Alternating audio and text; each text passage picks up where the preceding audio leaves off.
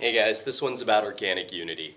Organic unity basically means all parts working together to make an argument or impression, meaning all parts of a piece of art, in the case of your class, poems, novels, short stories, plays, all of the parts that we see in there in terms of characters, conflicts, settings, the language that's being used, the symbols that are included in there, the minor characters, the antagonists, all of those things are written in such a way that they fit together. They fit together in such a way that you should start thinking about arguments in the real world. So this is a really old concept, and it's one of the things that we assume to be true to make things make sense in the class that you're in right now.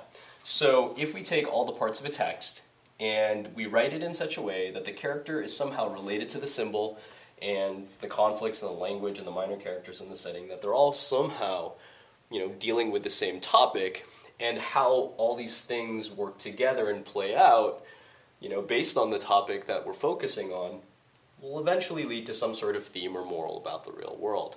So organic unity is not unlike the idea of the systems of the human body. If you take your circulatory system, if you take your endocrine system, if you take your digestive system, if you take all the systems of your body and all the parts of your body, all of those things come together to produce an argument about the way a human being ought to be, namely you.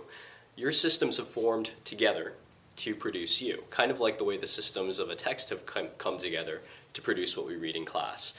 Kind of like the way all the parts of a toaster come together to toast bread, all the parts come together of a car to produce a vehicle, that we can ride. It's the same thing with what we do in literature. Hope that helps, hope that clarifies things.